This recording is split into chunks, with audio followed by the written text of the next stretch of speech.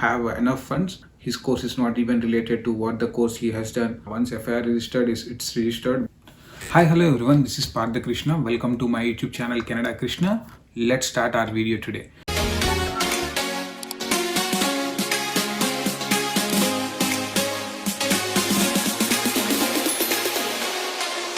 So today in our video, we are going to discuss what if our study visa rejects, right? Canada study visa rejects, and what is the process and what are the reasons behind the study visa getting rejected. So discussing about all this stuff, I'll let you know what are the important reasons why the visa gets rejected, and how can we get the GIC and whatever we pay for the university tuition fee, everything credited back to our account because our visa or our study permit got rejected. Okay, let's start our video today. So there are a couple of reasons why visa gets rejected, guys. Talking about the top reasons why. So the first and main important reason would be refusal to leave country after study, right? Say for example, you're coming to Canada and you want to settle that here.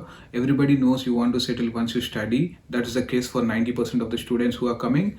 But you need to make sure that in your SOP, it is clear cut mentioned that you are gonna leave the country, right? Say for example, in my case, I said like I'll be doing my MBA here. I'll work for a couple of years, and once I get the experience, I'll be going back to my country because my parents need me once they're old enough. So that's what I mentioned. So mention something like that so that it becomes easy for a visa officer that though they know that we are not gonna leave, they still think of like, okay, there might be a chance like 1 or 2% that he might leave Canada once the education is done. So the second and most important reason would be unclear purpose of visit. Say for example, your course is something else and you're coming for some course else and your SOP doesn't state the reason why, then that might be a huge red flag for any embassy person to approve your visa process. Say for example, you are doing some engineering and you're coming here for maybe food technology, which is not completely two individual fields. So that's where like they get this red flag.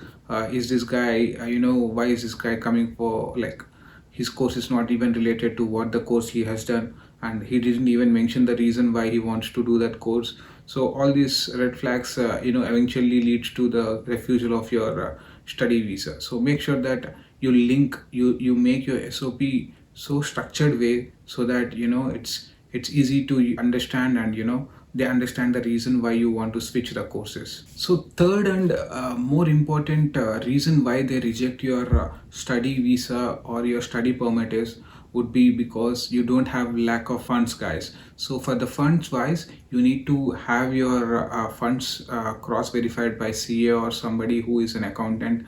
Make sure he has a seal and he's an authorized person, and you have enough funds. Say for example, for me, I had showed like 5 times more than the funds which I can invest in the Canada. Say for example, my course is like 20 lakhs. I showed them like 20 into 5. So that's how you need to like have enough funds so that they don't think of you having that this guy, once he goes to Canada, if at all something happens, there are chances that he might drop the course and he might work for the more time, whatever the reasons. Like they want to make sure you have enough funds before going to Canada. So that should not be your reason for rejection. So take some loans. Loan should be more than fine. If at all you have like 20 lakhs loan, that should be more than fine. 10 lakhs, it is fine. If at all you have some property, show that should be more than fine. But make sure you have enough funds to show in your application.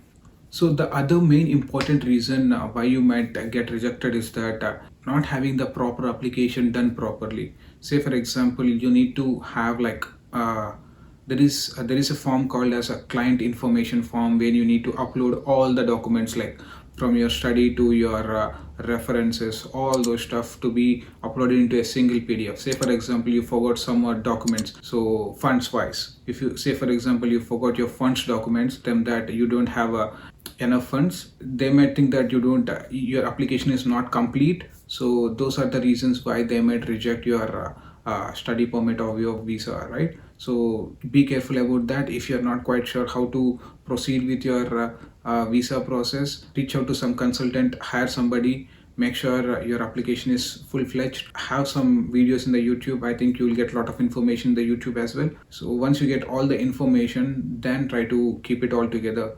Make sure your visa doesn't get rejected for this reason.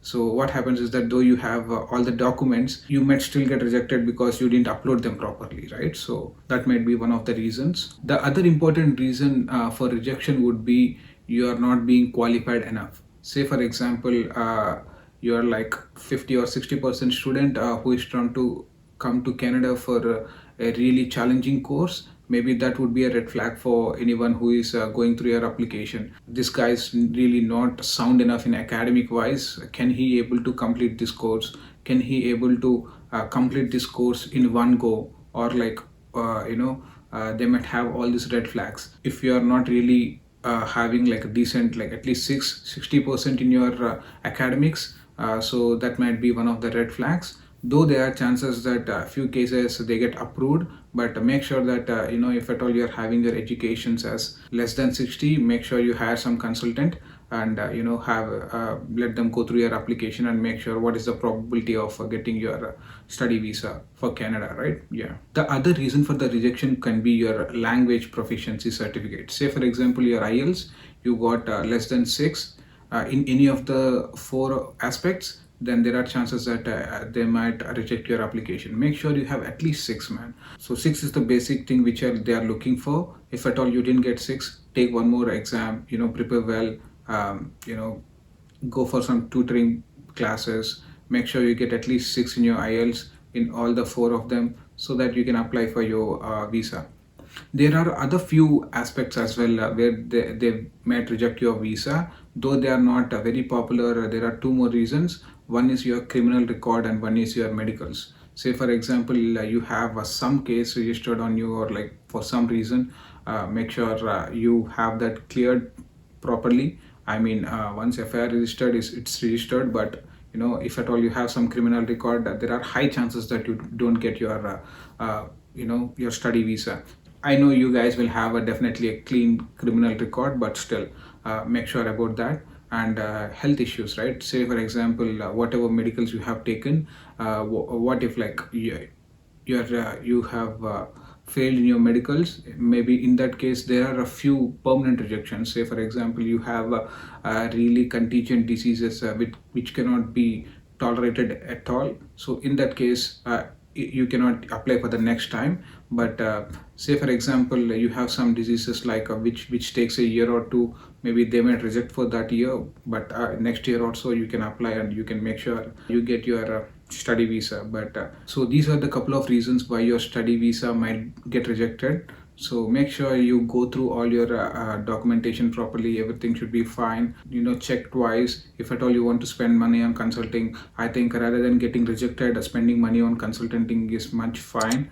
So make sure you have done all those things and you get your visa as soon as possible. So hopefully you get the visa as quickly as possible. All the best to you guys. I think you will definitely get your visas done. You will not have any issues.